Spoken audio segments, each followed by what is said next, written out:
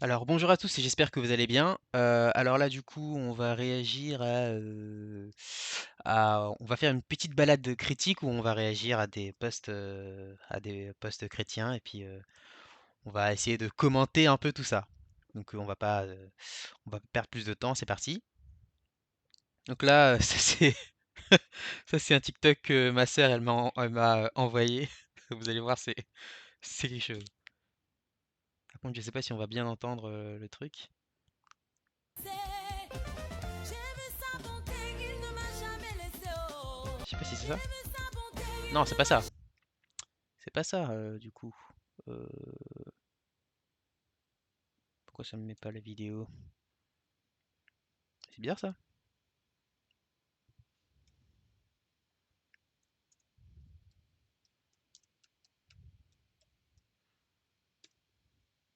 Voilà. C'est écrit dans la Bible. La Bible nous dit, nous sommes les épouses et c'est lui notre époux. Est-ce que c'est la vérité? Ah ouais. On n'épouse jamais la femme qu'on n'a jamais draguée. Sinon c'est la sorcellerie. Moi Jésus m'a dragué. Jésus m'a dragué. Jésus m'a dragué. Jésus m'a dragué. Tu m'as dragué. C'est écrit Alors, dans la je vais Bible. arrêter parce que La on Bible peut nous mettre dit, stop. nous Voilà. Donc ouais, donc Jésus m'a dragué. Alors, est-ce que ça a un sens de dire que Jésus nous a dragués? Euh, Alors comment dire? C'est assez particulier.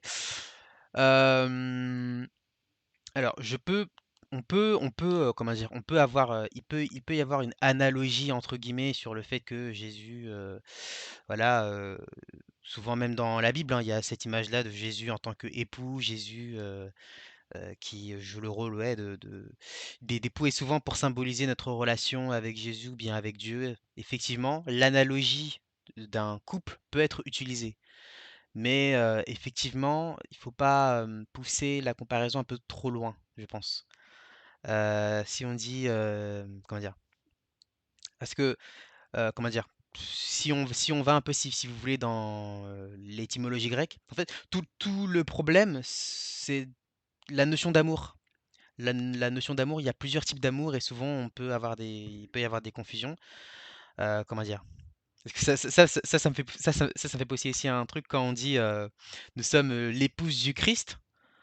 Eh bien, je me souviens que j'ai vu aussi un post où, il y avait, un homme, donc avec une barbe et tout, qui était avec une robe de mariée et puis, il y avait écrit: «Voilà comment les hommes se sentent lorsqu'on leur dit qu'ils sont l'épouse du Christ». Donc, donc c'est sûr que si on ne comprend pas que c'est une image, c'est une analogie et que si on pousse un peu trop loin, la comparaison, effectivement, on se retrouve avec des situations où, si on prend ça au sens littéral, dans ce cas, si je suis l'épouse du Christ, je suis un homosexuel puisque je suis un homme. Donc, je si Jésus, c'est mon mari au sens, littéral, c'est qu'effectivement, je suis un homosexuel. Non, je pense que, vraiment quand la Bible, utilise cette image-là, c'est pour, symboliser, comment dire? La relation entre l'Église et le Christ. Il y a une image assez forte d'ailleurs entre, Jésus, en tant que Adam et l'Église en tant que Ève. Et que par exemple à la croix, Jésus est percé à la côte, comme Adam est percé à la côte. Enfin, déjà c'est, heu, Jésus meurt, voilà. Et Adam aussi, Dieu, on peut dire, l'a tué, hein, lorsqu'il, tombe, d'un profond sommeil, je crois il y a un terme en hébreu qui dit tardéma, donc c'est vraiment, une violente, comment dire? Limite le mec il est assommé et ensuite effectivement Dieu, comment dire? Dieu, à travers la côte de Adam, il va former Ève, donc Jésus à travers, la côte qui est percée, eh bien, le sang de l'expiation va servir à créer l'Église et ensuite Adam se réveille et ensuite Jésus effectivement revient à la vie, ressuscite. Donc effectivement, on peut y voir une image comme ça, mais c'est l'Église prise en tant qu'entité et non pas en tant individu, c'est pas le chrétien en tant qu'individu. C'est pas de dire, j'ai épousé un homme, qui s'appelle Jésus. C'est de dire que dans mon rapport à Jésus et comment dire? Je suis le corps du Christ, en fait. Nous sommes le corps du Christ, nous sommes, créés par Christ, en tant qu'Église, en tant qu'ensemble des croyants, ensemble des chrétiens. Nous sommes, l'épouse du Christ et Heu, voilà, c'est pas anodin, même dans l'Ancien Testament, on compare, beaucoup la relation entre Dieu et son peuple comme la relation d'une épouse à son peuple, mais c'est une image, c'est une analogie. Parce que dans la réalité, là, je suis marié avec une femme, enfin, je ne suis pas marié avec Jésus littéralement, quoi. C'est vraiment une image pour symboliser la relation entre l'Église et entre le peuple de Dieu, la fidélité entre Dieu et son peuple, voilà. Après, il y a un autre aspect où il y a une confusion, comme je disais tout à l'heure, c'est sur la notion d'amour. Et quand on dit: «Jésus nous a aimés, il a donné sa vie pour nous» et etc.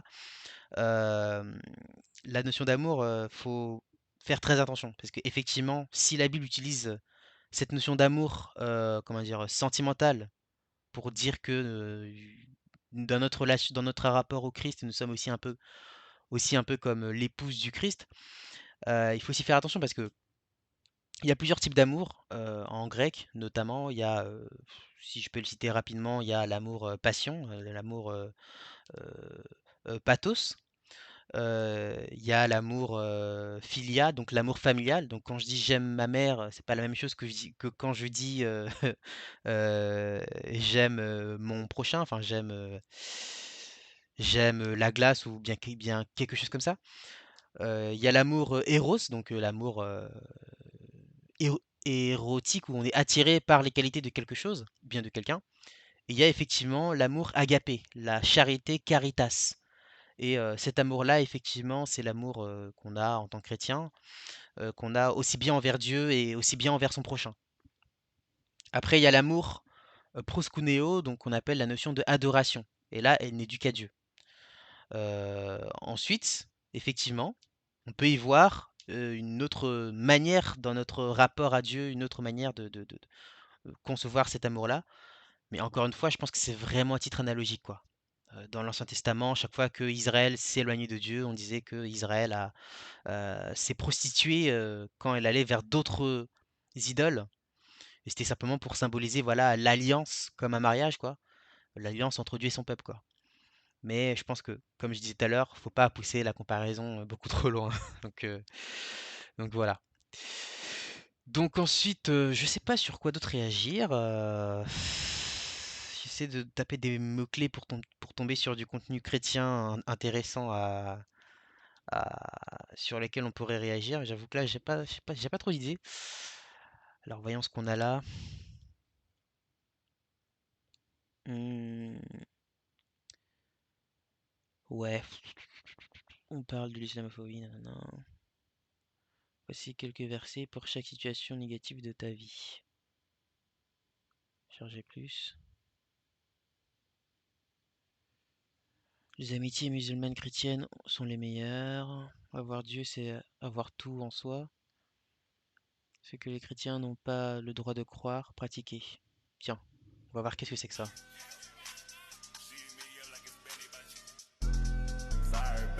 L'œil bleu, l'astrologie, le yoga, la sorcellerie,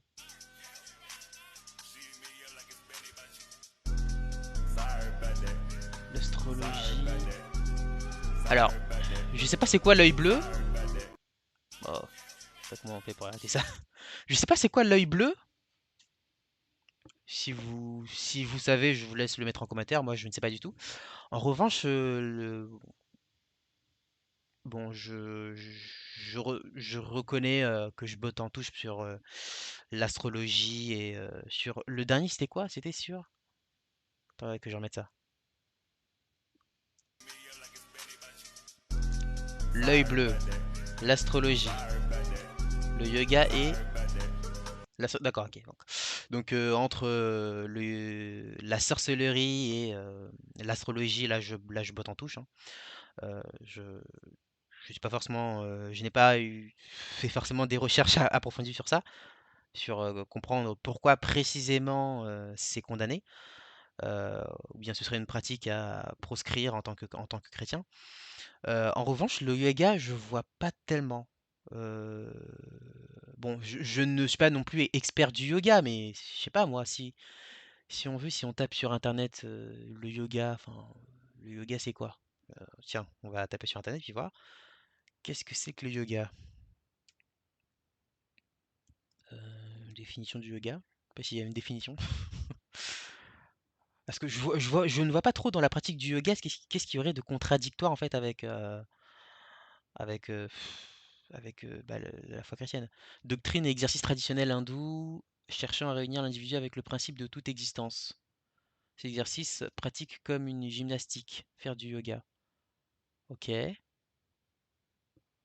Donc si le yoga, c'est une pratique de concentration ou de méditation pour te connecter euh, avec le principe de toute chose, de toute existence, et si c'est Dieu, enfin, j'avoue que je vois pas d'argument qui permettrait de condamner le yoga, ou enfin, je vois pas en quoi ce serait une mauvaise pratique, quoi. Bon, après, voilà, je botte en touche sur ça, mais voilà, quoi. Ensuite, qu'est-ce qu'on a ici? Chrétien rappel. Au carême à tous. Aujourd'hui, plus d'un an, je suis à tout prix.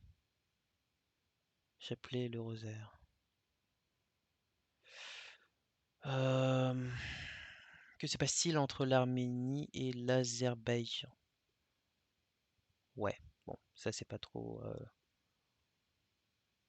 Qu'est-ce qu'il y a d'autre? Savoir chrétien. Qu'est-ce que c'est l'impudicité concrètement? Je suis là pour toi, mon enfant. Jésus-Christ est le vaccin contre la peur. J'ai sorti un livre. Bon. Je vais, en fait, ce que je vais faire, je pense, je vais essayer de trouver des. Parce que ma sœur souvent m'envoie des TikTok intéressants à réagir dessus. Du coup, là, je vais essayer de vous retrouver ça et de. Comme ça, on pourrait réagir dessus.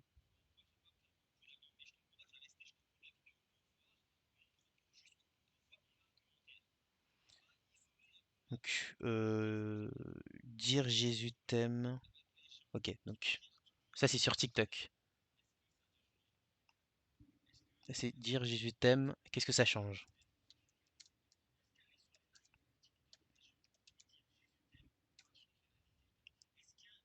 Voilà, c'est ça.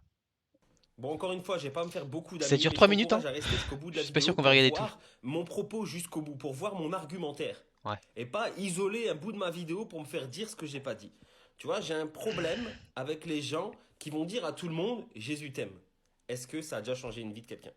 Est-ce que coller un autocollant sur un feu rouge marqué Jésus t'aime, ça change la vie de quelqu'un? Est-ce qu'aller sur les lives TikTok des gens et dire Jésus t'aime va changer la vie de quelqu'un? Est-ce qu'un auteur biblique, dans son évangélisation, a avancé l'argument Jésus t'aime pour amener quelqu'un à l'évangile? Parce que ceux qui font ça le font, je pense, d'une bonne pensée, d'un bon cœur, et ils pensent évangéliser. Mais est-ce que véritablement l'évangélisation, c'est ça? Est-ce que vraiment aller dans le métro, sortir des pancartes, Jésus t'aime, ou crier une évangélisation comme ça pendant 30 secondes? Je suis tout à fait d'accord avec, enfin, en tout cas pour le moment là, jusqu'à 50 secondes de la vidéo, je suis tout à fait d'accord avec son analyse, enfin avec son propos. Surtout que Jésus t'aime, bah, comment dire, euh, il t'aime comment et pourquoi? Enfin, moi j'ai beaucoup, je sais pas, j'avais un frère chrétien un ami chrétien qui disait. Ah, c'est rigolo parce que quand je dis Jésus t'aime à un chrétien, il dit Amen, mais quand je dis Jésus t'aime à un non-chrétien, il me demande pourquoi. Et c'est intéressant parce que ça veut dire quoi que Jésus nous aime en fait? Je sais pas, tu vas dire comme ça à quelqu'un qui n'a pas eu entre guillemets, de formation théologique, qui n'a pas une culture chrétienne pour comprendre toutes les implications de ce que ça veut dire que Jésus t'aime. Déjà, t'aimer comment? Est-ce qu'il t'aime d'un amour érotique, d'un amour intéressé, d'un amour qu'est-ce que ça veut dire que Jésus t'aime? Et ça, c'est donc si on lâche juste ça comme ça, des pancartes «Jésus t'aime», bah, c'est pas si clair que ça, en fait. On dit rien de concret. Hem, Surtout que Jésus, il a vécu 2000 ans, et si un gars qui a vécu 2000 ans et qui n'est plus là, heu, qu'il ne me connaît pas, enfin, qu'est-ce que ça m'apporte que tu me dises que Jésus m'aime? Enfin, il faudrait qu'on montre, qu'on explique déjà qu'est-ce que ça veut dire que Jésus t'aime, heu, dans quel amour il t'aime et pourquoi il t'aime, et qu'est-ce que c'est censé changer en fait, que tu me dises ça, quoi. Donc j'avoue que là, ouais, sur le coup, là, je suis plutôt d'accord avec, son analyse. Et toujours centré sur l'homme, hein, Jésus t'aime, Jésus va te sortir de tes problèmes. Est-ce que vraiment c'est ça l'évangélisation? Je suis ouvert aux commentaires, il n'y a pas de problème là-dessus, je dis pas que j'ai la vérité absolue, mais je me pose des questions véritablement. Est-ce que quelqu'un est déjà venu à l'évangile parce qu'il a lu quelque part sur un post-it Jésus t'aime? Quand on prend acte 2, le premier discours de Pierre, est-ce qu'une seule fois il a parlé de l'amour de Jésus ou de l'amour de Dieu? Il a parlé de la repentance des péchés. Acte 3, Pierre guérit le paralytique, et dans les arguments qu'il avance, au verset 19, il dit: Maintenant donc, changez et tournez-vous pour que Dieu efface vos péchés. Il dit pas parce que Dieu vous aime. Il a jamais mis en avant l'amour de Jésus dans cette affaire. Mmh. Acte 7, quand Étienne est lapidé tout au long de sa prédication, il n'a jamais parlé de l'amour de Jésus. Acte 8, quand Philippe discute avec le dignitaire éthiopien, le dignitaire lui parle d'Ésaïe 53. Et à partir du verset 35, le texte dit: Philippe prit la parole et partant de ce texte, lui annonça ce que dit Jésus. On imagine très bien que Philippe a parlé de la souffrance de Christ, pas de son amour. Parce que le passage de l'Éthiopien juste avant, c'est semblable à un mouton mené à l'abattoir, comme un agneau muet devant ceux qui le tondent, il n'a pas dit un mot, il a été humilié, il n'a pas obtenu justice, etc. Acte 9, la conversion de Saul de Tarse. Au verset 16, Jésus parle à Ananias et lui dit, en parlant de Paul: Je lui montrerai moi-même tout ce qu'il devra souffrir pour moi. Il n'a pas dit je vais lui montrer mon amour et puis ça va aller. Il lui a dit tout ce qu'il va souffrir. C'est ça l'évangile. Hein. Acte 10, Pierre arrive chez Corneille. Regarde à partir du verset 16, Corneille qui est un étranger au peuple d'Israël. Pierre lui dit, il a adressé sa parole aux Israélites pour annoncer la paix par Jésus-Christ, qui est le Seigneur de tous les hommes. Il n'a pas dit l'amour à tous les hommes, il a dit la paix. L'évangile, la réconciliation de Dieu avec les hommes. Je pourrais te faire comme ça sur tous les passages des actes, mais le point sur lequel je veux arriver, c'est qu'en vrai, le terme évangéliste est utilisé seulement 3 fois dans le Nouveau Testament, et à chaque fois, ça concerne un enseignement. Véritablement, l'évangélisation, c'est enseigner l'évangile. Donc là, je te pose une question et très sincère, sachant que les apôtres, quand ils ont été évangélisés, ils ont parlé de la repentance des péchés, ils ont parlé d'un Jésus mort et crucifié pour nos péchés. Est-ce que vraiment ça change la vie de quelqu'un de dire Jésus t'aime partout? Bon, Alors, pour le coup, après, pour, ce qu'il a dit sur le fait que oui, le message de l'évangile, c'est pas que j'ai si j'ai bien compris, hein, que le message de l'évangile, c'est pas que Jésus t'aime, mais c'est, la repentance, c'est Jésus à la croix, c'est, le fait que Jésus soit venu pour nous sauver et cetera. Bah, après, je suis d'accord sur son analyse sur le fait que dire juste «Jésus t'aime» comme ça sans, plus préciser, sans plus expliquer, ça n'a absolument aucun sens.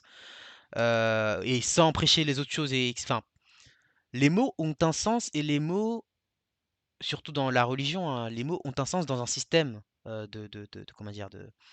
Dans un système de pensée, dans un système théologique. Par exemple, la notion de péché. Si on dit à une personne: «Repens-toi de tes péchés», c'est quoi le péché?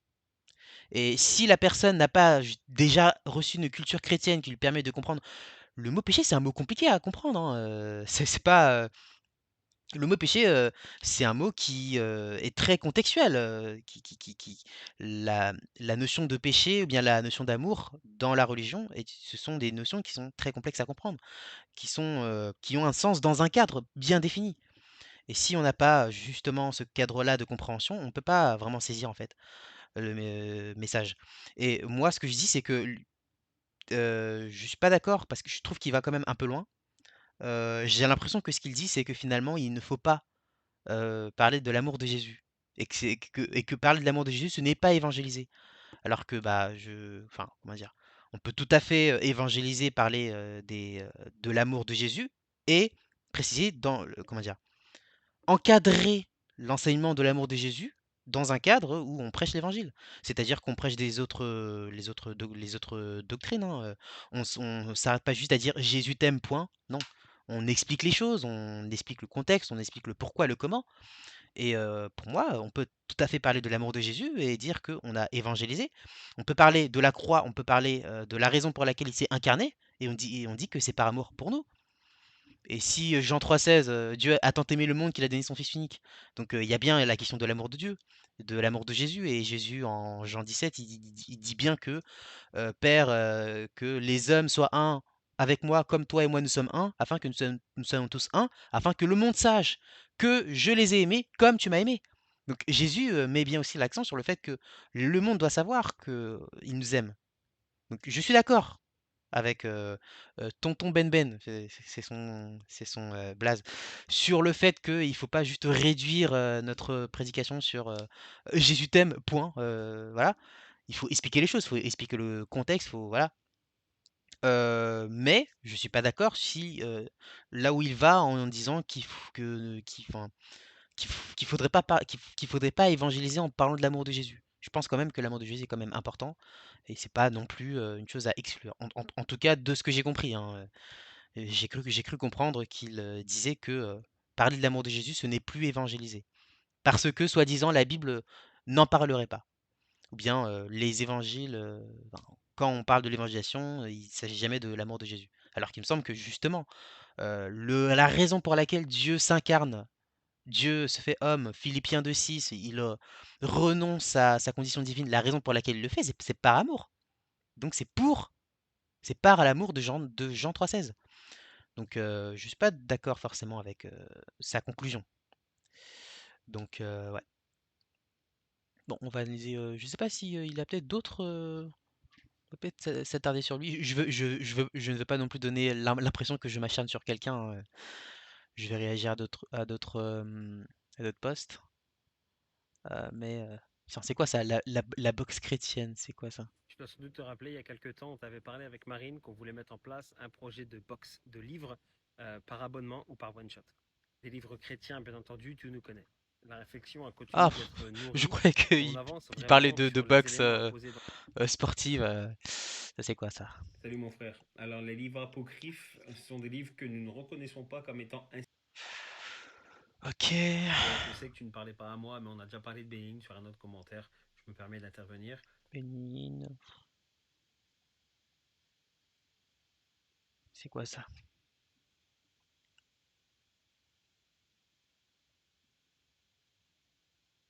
Problème de connexion? Pourquoi ça marche pas? Un petit problème de connexion là du coup.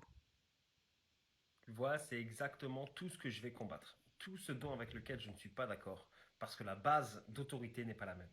Toi, tu vas penser que d'après ton discernement, cette chose est OK. Pendant que ton frère va te dire que selon son discernement, cette chose n'est pas OK. Il va donc falloir trancher entre 2, 3, 4 ou 5 ou 6 personnes qui disent avoir un discernement nécessaire sur ce sujet en question. Et qui va faire le. Moi franchement, je suis tout à fait d'accord avec ça. Moi c'est ce que j'appelle, l'argument du Saint-Esprit. C'est l'idée de dire que finalement on n'a pas besoin de, enfin comment dire?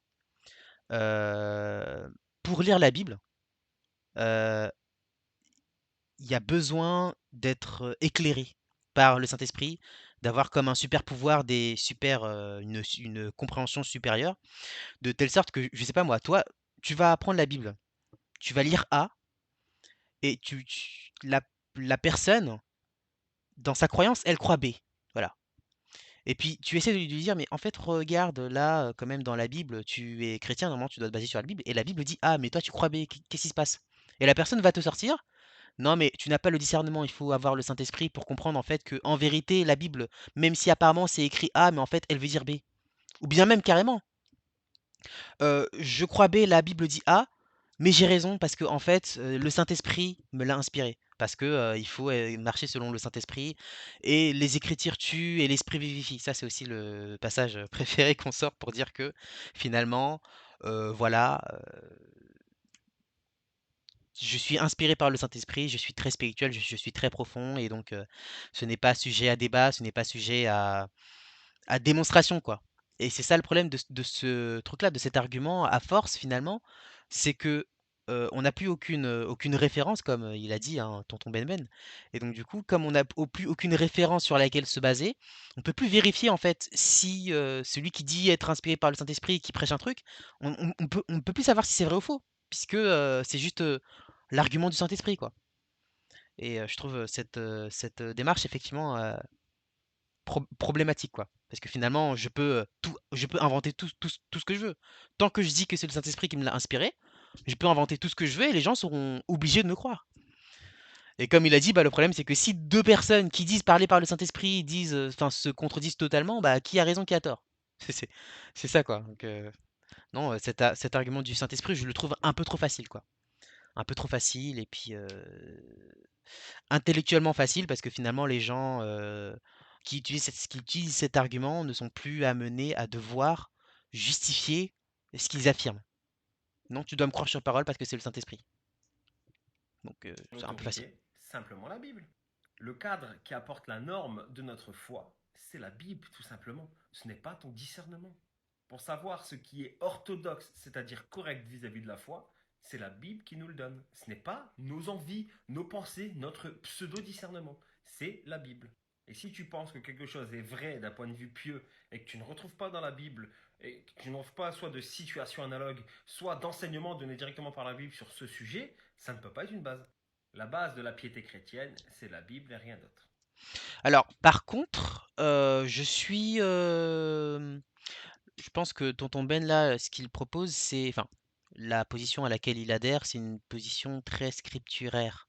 C'est-à-dire que la base de ce qu'on croit, c'est la Bible et on fait un truc parce que la Bible le dit et que s'il y a un truc qui n'est pas écrit dans la Bible, eh bien qui ne figure pas dans la Bible, donc on ne doit pas le croire, bien on ne peut pas le faire. Et finalement, en fait, on doit juste appliquer bêtement tout ce que le livre dit, quoi. Et cette position-là, j'avoue que moi, je n'adhère pas trop à cette position-là. Moi, j'adhère plutôt à une vision de la spiritualité ou bien de la théologie qui est évolutive. C'est-à-dire que, comment dire, j'ai envie de dire, les premiers chrétiens n'avaient pas la Bible pour, pour marcher, et les premiers juifs n'avaient pas, comment dire, comment dire, la loi et l'Ancien Testament. Donc, ce que je veux dire par là, c'est que, comment dire, si on dit que un truc doit forcément être écrit dans la Bible pour qu'on puisse avoir une opinion sur ça et qu'on ne pourrait pas avoir d'opinion sur quoi la Bible ne s'est pas prononcée, dans ce cas, autant dire que, enfin, par exemple, les gens qui disent qu'il ne faut pas écouter la musique mondaine, bah, j'ai envie de dire, c'est pas écrit dans la Bible. C'est pas non plus écrit dans la Bible que tu ne dois pas boire de l'essence, c'est pas écrit dans la Bible que, enfin voilà. Donc, je pense pas qu'on doit avoir une vie chrétienne qui soit totalement euh, esclave du texte. Je pense plutôt que, voilà, c'est une question de adhérer, à l'amour et qu'une fois que tu adhères à l'amour et bien, heu, tout ce que tu feras, tout ce que tu vas faire, devra en fait suivre, être déduit, de cet amour. Je sais pas si je suis suffisamment clair? Parce qu'en fait, c'est, tout le problème de la loi. C'est tout le problème de la loi et puis j'ai l'impression qu'il adhère aussi à cette position-là de dire, voilà, on obéit à des lois, voilà et forcément si on obéit à des lois et que la Bible doit nous dicter tout ce qu'on doit faire, ah dans ce cas, la Bible doit avoir dicté tout ce qu'on doit faire et avoir prévu toutes les situations sur lesquelles on pourrait tomber. Et le problème c'est que s'il y a des situations qu'on rencontre qui n'ont pas été, que la Bible n'a pas prévues, bah, du coup on ne sait pas quoi faire. Tu vois? Et du coup, on se retrouve là, ah bah, la Bible n'a rien dit, du coup, je sais pas si je dois, ce que je dois faire, quoi. Et je trouve, cette, position, du coup, assez, problématique. Je pense que, voilà, ça c'est vraiment, la loi qui le système de la loi où il s'agissait d'obéir, aveuglément à des commandements, à des règles, à des lois, à des préceptes. Sans forcément les comprendre d'ailleurs, hein, et sans forcément en comprendre les fondements. Alors qu'il me semble que dans le Nouveau Testament, on est quand même invité à suivre Dieu d'une autre manière, d'une manière à comprendre les motivations de Dieu et le bien fondé des lois qu'il nous donne. Et une fois qu'on a saisi le bien fondé et l'intention qui motive les lois de Dieu, eh bien, on saura comment réagir même face à des situations que Dieu ne nous aura pas dictées. il me semble que, par exemple, les 10 commandements sont des 10 modèles ou bien 10 exemples ou bien 10 fondements sur lesquels, on donne des exemples de c'est quoi une action d'amour. L'amour, ça consiste à ne pas tuer ton prochain, à ne pas lui vouloir du mal, en bref, hein. Donc en bref, à aimer ton prochain, parce que si l'amour, c'est, tu ne tueras point, tu ne mentiras point, tu ne voleras pas ton prochain, voilà, donc on peut résumer ça à aimer ton prochain et aussi, bah, aimer Dieu. Et donc, l'amour, il me semble que c'est la motivation à saisir derrière les 10 commandements. De telle sorte que si je vis des situations, qui n'ont pas été écrites par les 10 commandements, hein, eh bien, l'amour devra en fait guider ce que je dois faire. Je devrais agir par amour et pour le bien de mon prochain. Donc il me semble que c'est beaucoup plus intéressant de chercher à saisir le bien fondé des lois divines, plutôt que de juste, attendre que la Bible nous dicte tout ce qu'on doit faire. Voilà. Donc du coup, je suis pas forcément d'accord sur, le fait qu'ils disent: «Ah bah, s'il y a un truc qui est pas écrit dans la Bible, bah, du coup, on ne se prononce pas ou on sait pas trop, quoi faire, quoi». On devrait toujours attendre que la Bible nous dicte, en fait, tout ce qu'on doit faire, quoi. Je suis pas forcément d'accord avec, ce truc-là. Je pense qu'il y a aussi l'aspect Dieu nous a donné une intelligence et que par notre intelligence, il y a des choses qu'on peut comprendre que la Bible ne nous a pas forcément précisées, quoi. C'est comme j'avais un débat avec, quelqu'un qui disait, avec un pasteur qui disait: «Non mais voilà, toute chose, c'est le Saint-Esprit qui doit nous l'inspirer ou bien la Bible» et donc du coup, eh bien, les gens qui n'arrêtent pas de fumer, c'est parce qu'ils n'ont pas le Saint-Esprit pour leur, préciser que c'est mal. Moi, j'avais envie de leur dire: «Mais pour moi, Dieu ne fait rien d'inutile. Le Saint-Esprit ne va pas inutilement te révéler un truc que tu peux déjà connaître par ton intelligence. C'est écrit sur le paquet de cigarettes que fumer c'est mal, donc c'est pas au Saint-Esprit de venir te le révéler». Et voilà, donc c'est des exemples comme ça pour dire qu'il y a des choses qu'on peut comprendre, par soi, parce que Dieu nous a donné l'intelligence pour et donc on a un devoir d'utiliser notre intelligence et non pas juste toujours d'attendre que le texte nous dicte tout ce qu'on doit faire et tout ce qu'on doit penser. Donc je pense que de ce point de vue-là, j'avoue que je suis pas trop, forcément d'accord avec, son analyse. Ressentir Dieu, ouais, ressentir Dieu, ça qu'est-ce qu'il a dit sur ça? Tu vois, mon ami, je vais te donner une réflexion, tu me diras ce que tu en penses. Si tu as besoin de ressentir Dieu, ça veut dire tout simplement que c'est pas de la foi. Parce que la foi croit dans l'invisible. La foi croit dans les choses qui ne sont pas palpables. Si tu dois ressentir Dieu pour croire en Dieu, ça veut dire que tu juges sur la vue. Or, Jésus a dit, heureux ceux qui ont recru sans avoir vu. Alors là, du coup, je suis absolument pas d'accord avec avec sa définition de la foi. Parce que finalement, si je peux résumer, finalement, sa définition de la foi, c'est il faut croire, sans preuve, quoi. Donc, on a aucune preuve et je crois que c'est vrai. C'est-à-dire que j'ai aucune preuve, j'ai aucun élément qui me permet de dire que ça c'est vrai, mais je crois que c'est vrai. Et c'est ça la foi. Alors, avant de aborder l'aspect, oui, Jésus a dit, heureux celui qui croit sans voir. Déjà la définition je pense que sa définition de la foi, elle est assez biaisée quand même. La foi, il me semble que c'est plutôt comment dire? La foi, c'est la confiance, hein. En hébreu, c'est émouna et ça veut dire, la confiance, l'engagement, l'adhésion. Donc la foi, ce n'est pas croire sans preuve. La foi, c'est pas une croyance. La foi, c'est, pas une question de croire que quelque chose est vrai. La foi, c'est une question de relation. C'est une question d'avoir confiance en quelqu'un, s'engager envers quelqu'un ou avoir confiance en des valeurs, par exemple, adhérer à des valeurs. Donc, c'est une question de limite, d'idéologie en fait, la foi. C'est une question de valeur. C'est pas une question de croyance ou de vérité. Parce qu'en fait, il y a deux types de parce que le mot croyance ici peut avoir plusieurs, sens. Il y a 2 types de croyances, ce qu'on appelle des croyances. Il y a ce qu'on appelle les croyances propositionnelles et il y a ce qu'on appelle la croyance fiduciaire. La foi entre dans ce qu'on appelle la croyance fiduciaire. Donc, par exemple, si je dis à moi, je crois en la justice, moi je crois en l'amour, ou bien j'ai confiance en ma femme, je crois en elle, là on est dans la croyance fiduciaire. Donc, c'est une question de confiance ou d'adhésion. Alors que lorsqu'on parle par exemple, si je dis je crois que Jésus est mort et ressuscité, ou bien si je dis je crois que la terre tourne autour du soleil, là je parle d'éléments factuels. Il est question de vérité. Et donc, je peux avoir tort. C'est ça le truc en fait.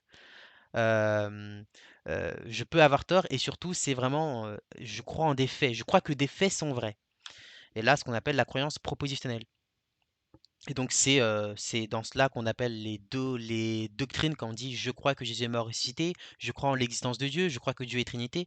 Là, on est dans la croyance propositionnelle. La foi, c'est pas une croyance propositionnelle. Donc c'est pas croire sans preuve.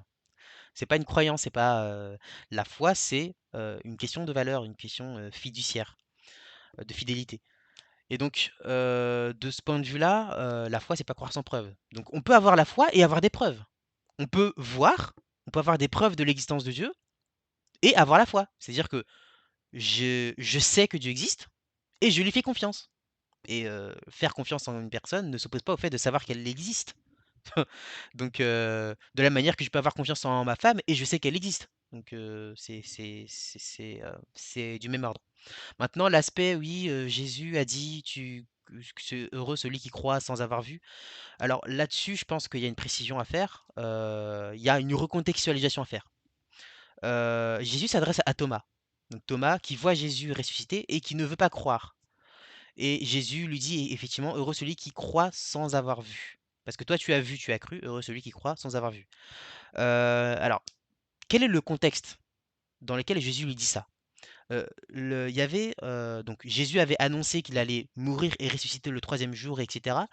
Et donc voilà, les disciples avaient entendu, plusieurs fois la prophétie et plusieurs fois Jésus le répétait. Du coup, Jésus, il est amené à la croix, il meurt et donc du coup, il ressuscite le troisième jour. Et du coup, il y a les femmes qui voient Jésus ressusciter, enfin, en tout cas qui apprennent que Jésus est ressuscité, et du coup qui vont appeler les disciples pour qu'ils aillent le voir. Ensuite, Pierre et les autres, ils vont voir et effectivement, ils voient, ah, Jésus est ressuscité. Du coup, ils croient. Sauf que Thomas n'était pas là. Et du coup, quand Thomas va rejoindre les disciples vont lui dire, ah bah voilà Thomas, on a vu Jésus, il est ressuscité, ça y est. Et là, Thomas, il dit, je ne veux pas croire. Pour que je croie, il faut que je le voie et ensuite que je mette ma main, enfin mon doigt dans ses plaies. Et en plus, c'est exactement ce qui s'est passé, hein. C'est-à-dire que Thomas, il a vu Jésus et ça ne lui a pas suffi. Il voulait pas croire. Il voulait encore mettre les doigts dans les plaies de Jésus. Et Jésus lui explique finalement que, bah, en fait, tout le monde n'aura pas. Enfin, il reproche en fait un doute excessif de Thomas, un scepticisme excessif. C'est-à-dire que ton doute, il est excessif. Parce qu'il faut rappeler que Jésus, s'il a condamné le doute de Thomas, il a applaudi le doute de Nathanaël lorsque Nathanaël doutait que Jésus soit le Messie. Jésus appelle Nathanaël un homme intègre parce qu'il ne croit pas comme ça. Donc il ne faut pas être crédule, c'est pas ça la foi. Mais Jésus, pourquoi il dit à Thomas, heureux celui qui croit sans voir? C'est heureux celui qui croit sans voir. Toute preuve ne passe pas par la vue. Et toute personne ne pourra pas jouir d'autant de preuves aussi excessives que Thomas. Et donc, par exemple, nous, aujourd'hui, on n'a pas vu Jésus, hein, mais on a des preuves de son existence et on a des preuves, on a des éléments qui peuvent nous permettre de savoir aujourd'hui que Jésus il a existé, que Jésus est mort à la croix et que son tombeau a été retrouvé vide le troisième jour. Et du coup, on a la Bible, on a les témoignages, voilà. Mais et c'est ça que Jésus dit à Thomas. Toutes les personnes n'auront pas l'opportunité d'avoir des preuves aussi excessives et ils devront se contenter de preuves suffisantes. Donc, toi, tu as vu parce que tu as cru parce que tu as vu, heureux celui qui croit sans voir. Donc, c'est pas une invitation à être crédule, à croire à tout va sans preuve. C'est une compréhension du fait que il faut se satisfaire des éléments de preuve que l'on a. Tu crois avec les éléments que tu as. Donc, Thomas, lui, malgré toutes les preuves qu'il avait, il voulait pas croire. Donc, c'était irrationnel en fait. Il faut pas non plus aller dans l'autre extrême, c'est-à-dire de croire sans avoir de preuves. Enfin, donc il faut pas être crédule, croire sans preuve. Il faut pas être incrédule comme Thomas. Donc malgré les preuves, tu ne crois pas. Il faut être sage, c'est-à-dire tu crois en fonction des éléments que tu as. Et c'est ça la sagesse. Et Jésus dit simplement, heureux ceux qui croient sans avoir eu autant de preuves excessives comme toi, notamment de m'avoir vu, de m'avoir touché. Donc c'est de ça que Jésus parle. Donc je pense que là-dessus, on se trompe sur la définition de la foi. Je pense peut-être que je vais réagir à un dernier. Peut-être que je vais chercher un des TikTok que ma sœur m'a envoyé. Euh, Ça c'est quoi?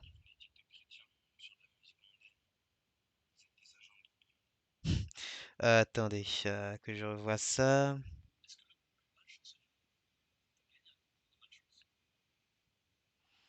Alors. Alors. Je cherche ça parce que. C'est quoi ça?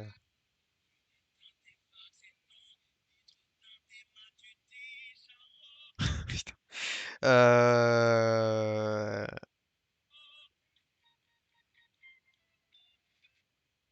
Non, c'est pas ça. Ouais, je cherche ouais, un TikTok intéressant. Euh,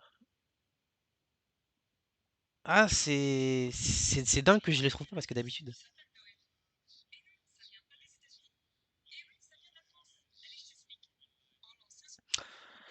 Alors.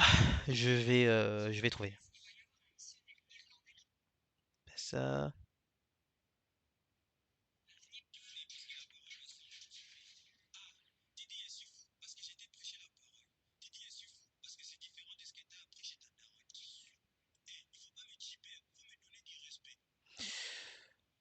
euh,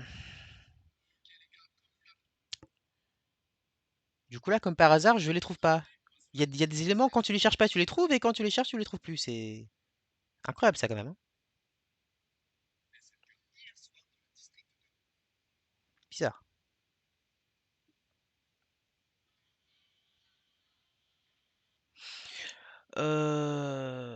Du coup, je sais pas si on va s'arrêter là du coup, hein, parce que là, j'ai rien.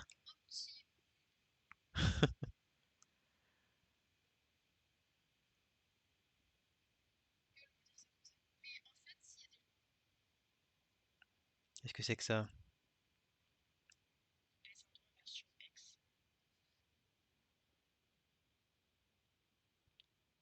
Ah, ok, d'accord.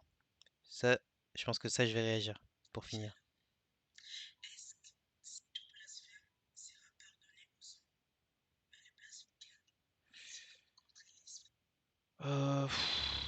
Là, il est quelle heure? Là, il est 41.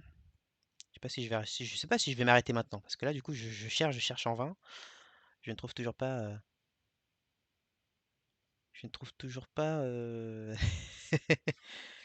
TikTok chrétien que je cherche, quoi.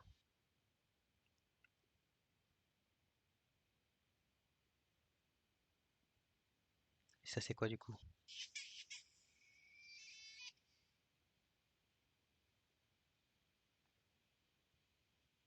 Hmm.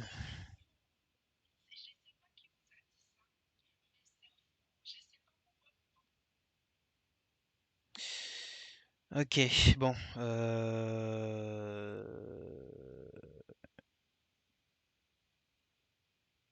Du coup. Donc, je vais mettre. Je sais ce que je vais mettre. On va analyser une petite prédication de 3 minutes, hein, donc ça va être un peu long. Mais je pense que ça va être quand même intéressant à analyser.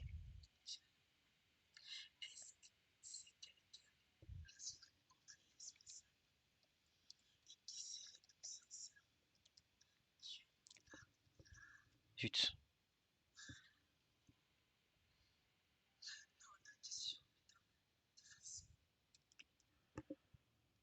Ok, donc on va analyser ça. Shalom.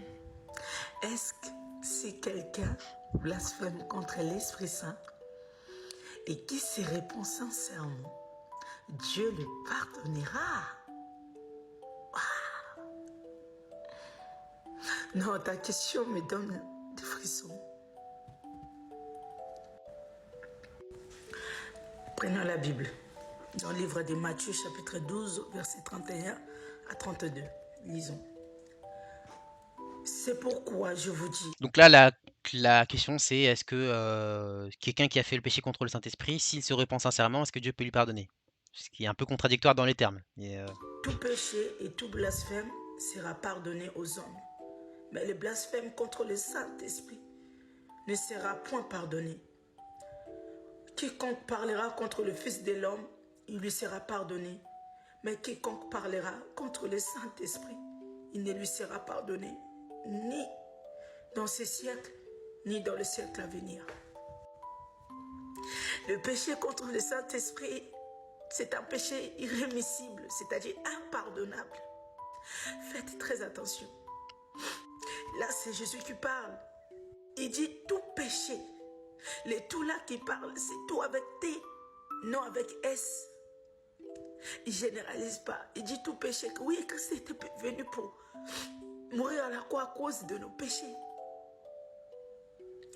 Le péché qui touche la vie de l'homme. Mais il n'était pas venu pour le péché qui touche la vie du Saint-Esprit. Non. Faites très.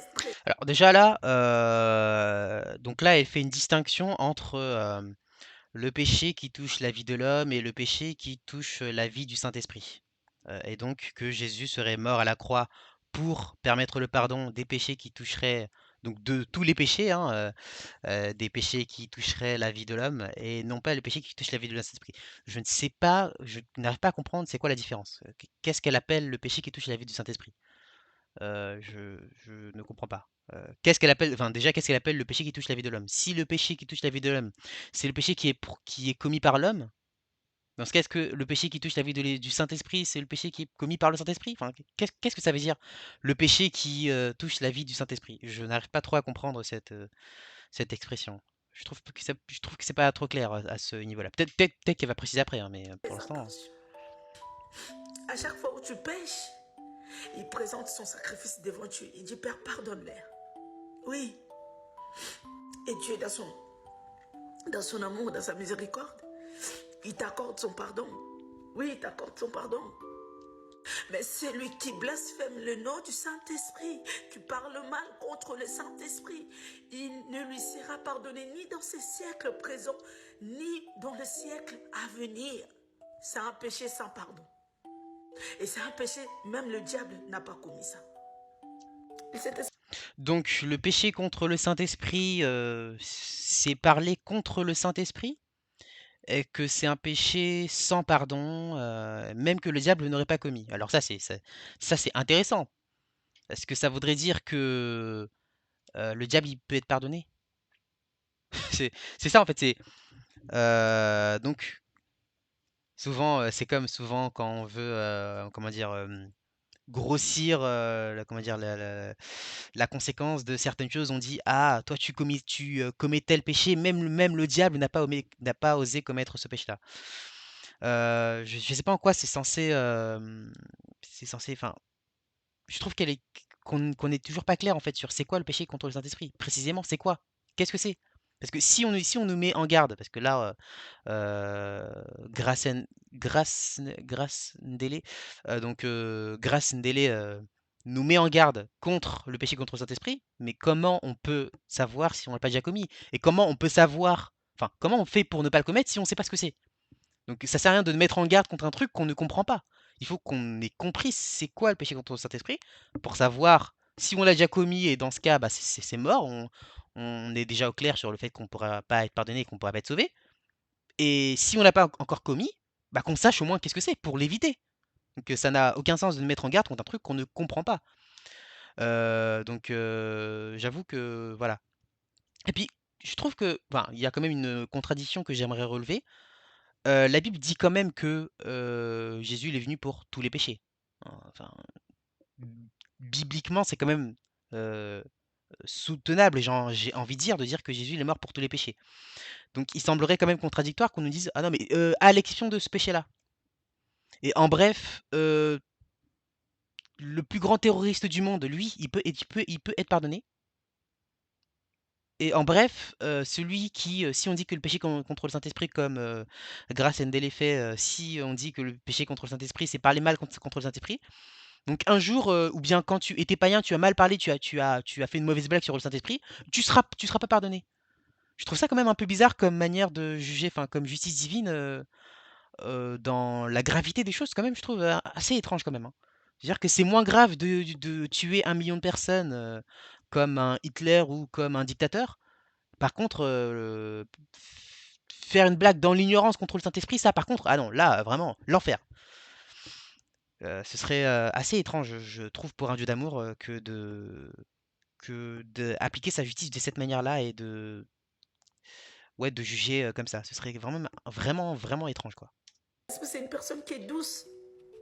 Malgré nos péchés, il est là. Ça fait 2021 ans. Il est là. 2021, il est là. Malgré nos fautes, malgré nos chutes, quand tu pries, tu te repens.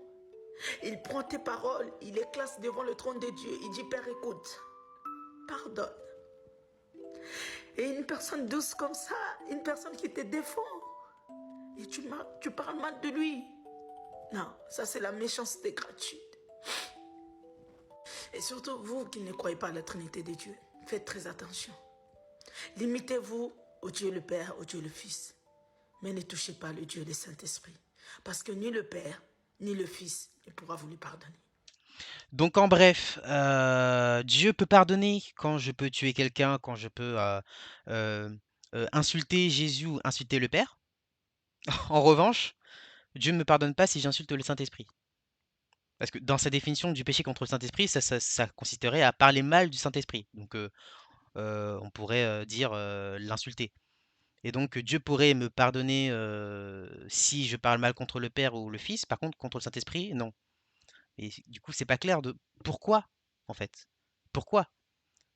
Pourquoi, je sais pas moi, quelqu'un quand on était pas chrétien, on a fait des péchés, on a commis des péchés dans le monde. Donc un jour, j'ai parlé du Saint-Esprit mal, donc du coup, c'est bon, mon salut, je n'ai droit à aucune deuxième chance. C'est ça, c'est un peu bizarre en fait cette histoire de dire que tous les péchés sont pardonnés, sauf le péché du Saint-Esprit. Surtout qu'en 1 Corinthiens 13, la Bible dit que l'amour pardonne tout. L'amour pardonne tout. Donc là, on a un vrai problème théologique en fait. Si on dit que l'amour pardonne tout et que Jésus est mort pour tous les péchés, donc ce cas, ça veut dire qu'il y a réellement aucun péché que Dieu ne peut pas pardonner. Aucun péché ne peut être plus fort que l'amour de Dieu. Dès lors que la personne se repent, rien ne peut nous séparer de l'amour de Dieu. Nous dit aussi la Bible.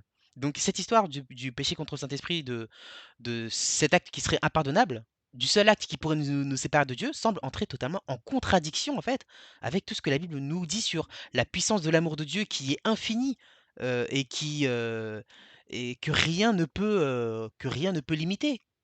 Donc et de la miséricorde de Dieu aussi que rien ne peut limiter, que rien ne peut tuer. L'amour ne meurt pas, nous dit la Bible. Et donc aussi la miséricorde ne meurt pas. Donc ce serait bizarre de dire que là, il y aurait un élément que Dieu ne pourrait pas pardonner. Et c'est pas très clair pourquoi. Enfin, pourquoi le Père ne pourrait pas pardonner quelque chose parce qu'on l'a fait au Saint-Esprit. On comprend pas très bien. La Grâce Ndele nous dit que c'est parce que le Saint-Esprit, il est doux, il est gentil. Donc, si tu pêches contre le Saint-Esprit, c'est impardonnable. Par contre, je peux parler mal du Père et du Fils, c'est bon, hein. Par contre, si je parle mal du Saint-Esprit, c'est mort. Par contre, je peux tuer des gens, je peux faire tout ce que je veux. Si je reviens à Jésus, c'est bon, il me sera pardonné. Mais par inadvertance, si je parle mal du Saint-Esprit, là, euh, donc je trouve que cette histoire n'est pas très. Si on l'interprète comme ça pose énormément de problèmes en fait. Ensuite, oui, elle a soulevé un point, peut-être malgré elle, mais elle a dit oui, du coup, vous qui ne croyez pas en la Trinité, faites attention. Restez-en au Père et au Fils, mais pas au Saint-Esprit. Je ne sais pas ce que ça veut dire. Je n'arrive pas trop à comprendre en fait le sens de ce que ça veut dire cette expression. Restez-en au Père et au Fils et pas au Saint, mais ne touchez pas au Saint-Esprit. Je ne sais pas ce que ça veut dire. Mais là, on a un sérieux, du coup, là, on a un sérieux problème. Et du coup, moi, j'aimerais bien prendre le passage directement, puis on va finir avec ça. Donc, péché contre le Saint-Esprit, qu'est-ce que c'est? Le péché euh, contre le Saint-Esprit. J'aimerais bien qu'on prenne le passage et qu'on le lise pour qu'on sache déjà. Donc c'est en Matthieu 12, 31. Ok, Matthieu 12, 31. On va lire et puis on va simplement analyser, hein. 12, 31. Donc, qu'est-ce que c'est que le péché contre le Saint-Esprit? Qu'on essaie un peu de lire tout ce qui entoure le passage pour se faire un peu une idée. Je pense qu'on va commencer au verset peut-être au verset 30.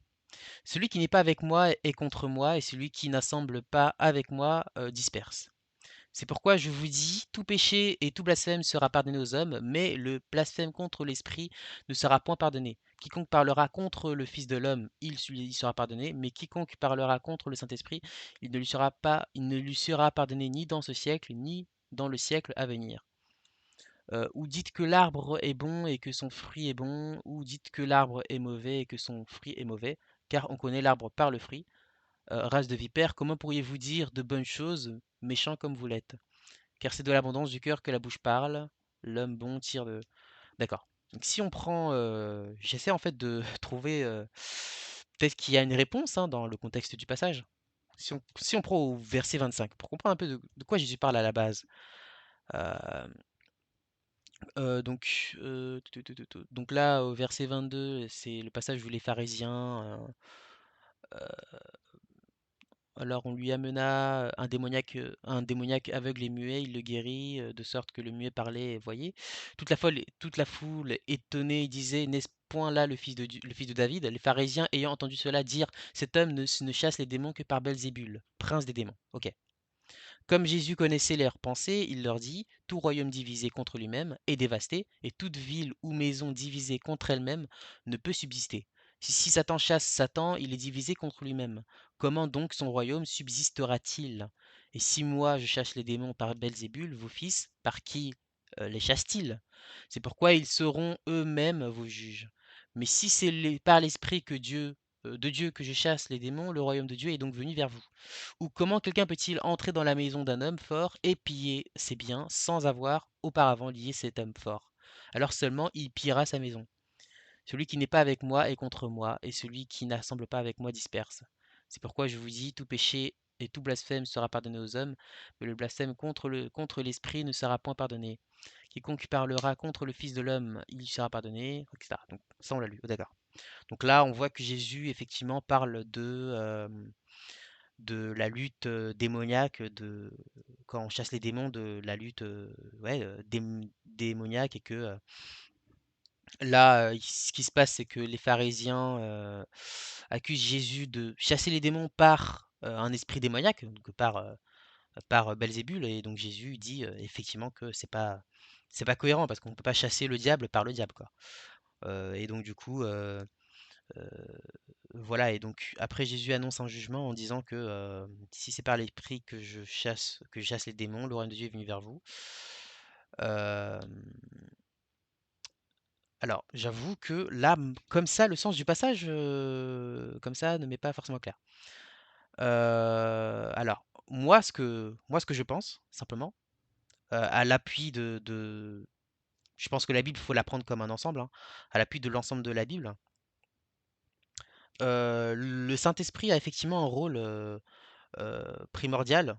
Le rôle du Saint-Esprit, c'est de nous faire partie, de nous faire appartenir plutôt à la vie divine, de nous unir à Dieu, de nous spirituellement qu'on soit unis à Dieu, qu'on ait la même pensée que Dieu, il vient pour transformer nos pensées, comme on dit, hein, que votre intelligence soit renouvelée par l'esprit. C'est vraiment l'idée que Dieu s'est fait homme, l'homme aussi se fait Dieu, en fait. L'homme est divinisé, l'homme entre dans la vie divine, il est pas divinisé, mais déifié. C'est comme Pierre qui dit nous participons de la nature divine par Jésus. Et Jésus qui dit en Jean 17 hein, que par moi, enfin, comme moi et le Père nous sommes un, tous les chrétiens sont un en Jésus, et donc par son humanité, nous sommes unis à lui, et comme il est uni à Dieu parce qu'il est Dieu, eh bien nous sommes unis à Dieu par Jésus. Et le Saint-Esprit vient pour, vraiment, sceller en fait cette union avec Dieu en nous donnant l'esprit de Dieu et donc nous sommes pleinement déifiés jusque dans nos pensées et dans notre mentalité. Et c'est ça qui nous fait qu'on est unis non pas seulement, dans un sens, non pas seulement le fait que, Dieu se soit fait homme, non pas seulement avec l'homme Jésus, mais aussi avec la divinité. Et c'est ça le salut en fait, c'est l'union de l'homme et Dieu.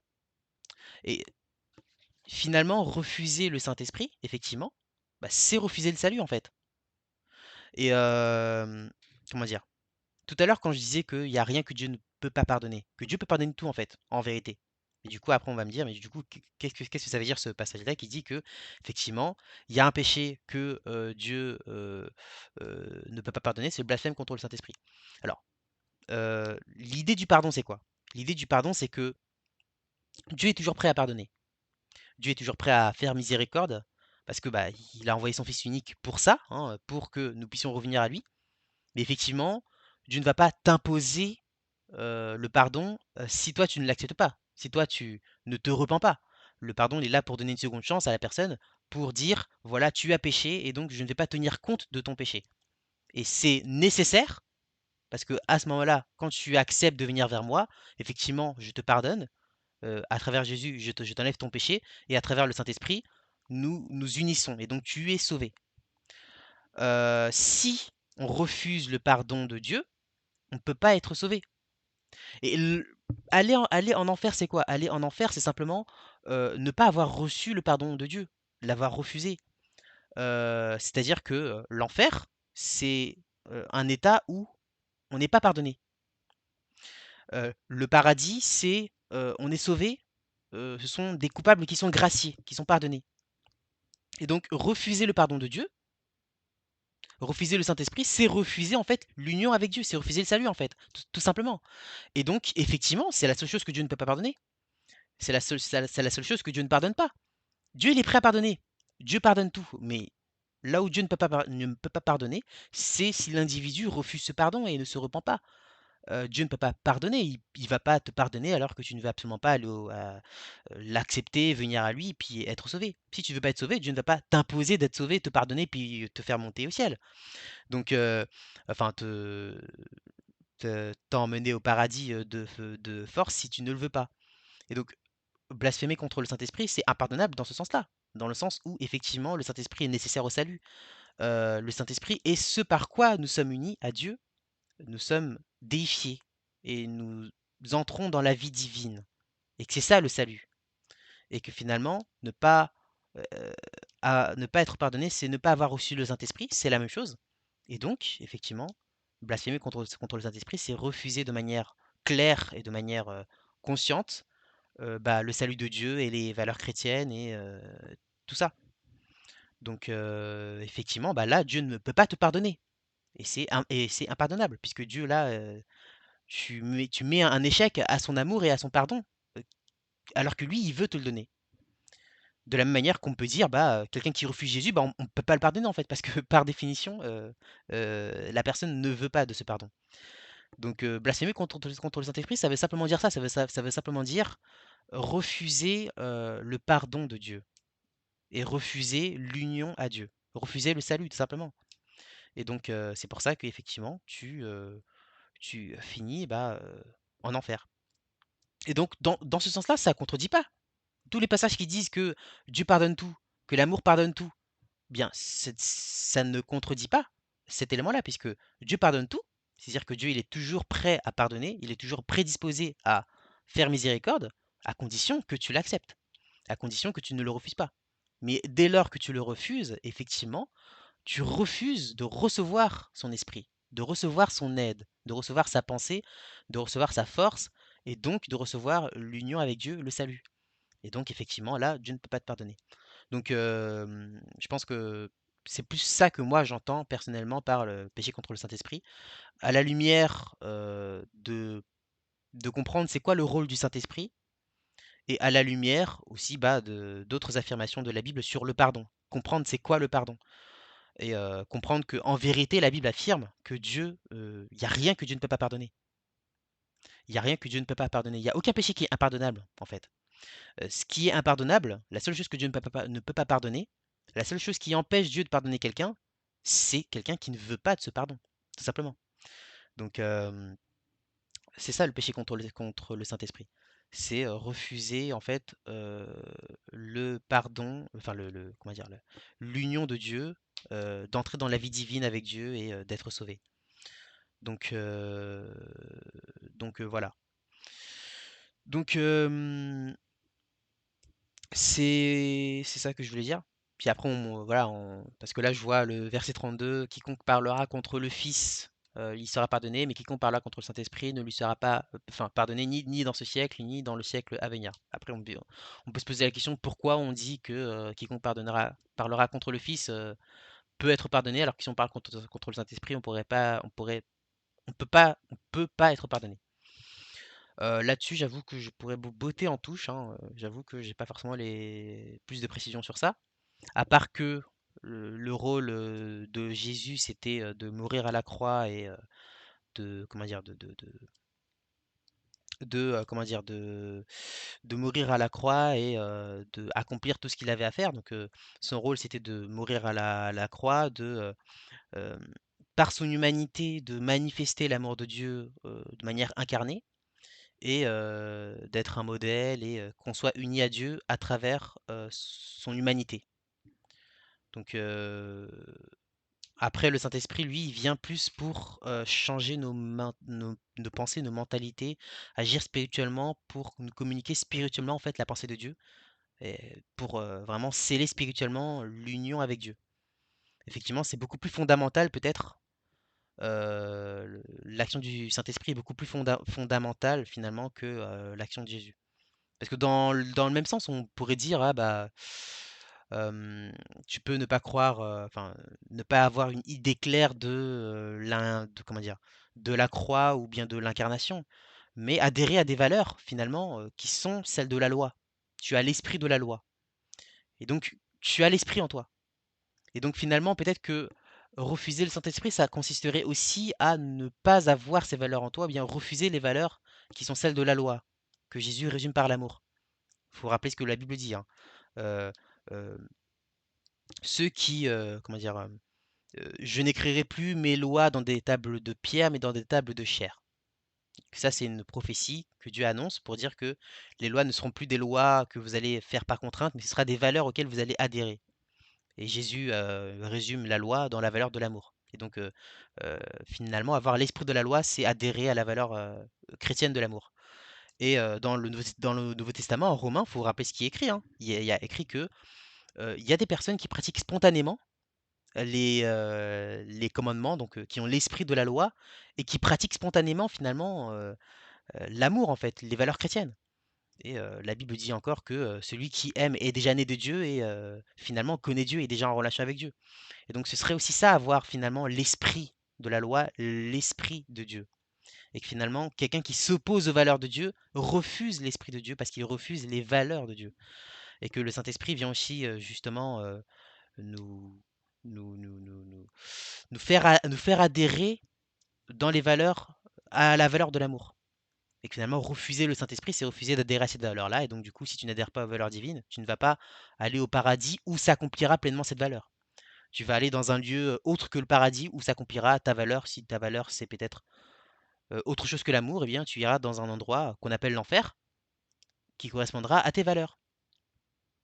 Donc, il me semble que à travers ce passage-là même, on peut en tirer quelque chose que finalement, le christianisme est, comment dire, est mieux défini en termes de valeurs. Le chrétien se définit plus par ses valeurs que plutôt que par ses croyances.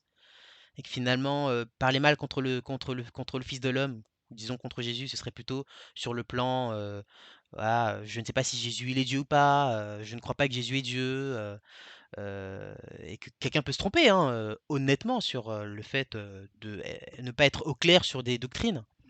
Mais que finalement, être contre le Saint-Esprit, bien parler mal contre le Saint-Esprit, ce serait plutôt, heu, au fond de moi, je rejette la valeur de l'amour. Et là, on sent que c'est plus fondamental. Heu, je n'ai pas l'esprit de Dieu, la pensée de Dieu en moi, je n'ai pas l'esprit de Dieu en moi et je rejette cette pensée qui est l'amour. Et donc du coup, là, effectivement, voilà, si tu rejettes, plus fondamentalement une valeur, eh bien tu te positionnes, heu, vraiment d'une manière beaucoup plus fondamentale, quoi, d'une manière spirituelle, quoi. Donc voilà. J'espère que ça vous a éclairé, c'était mon premier live, j'espère m'être bien débrouillé. Donc on va, reprendre comme ça d'autres lives comme ça où on va un peu, explorer dès que j'aurai d'autres éléments, explorer d'autres posts chrétiens et essayer d'en tirer, ce qu'on peut. et essayer de critiquer tout ça.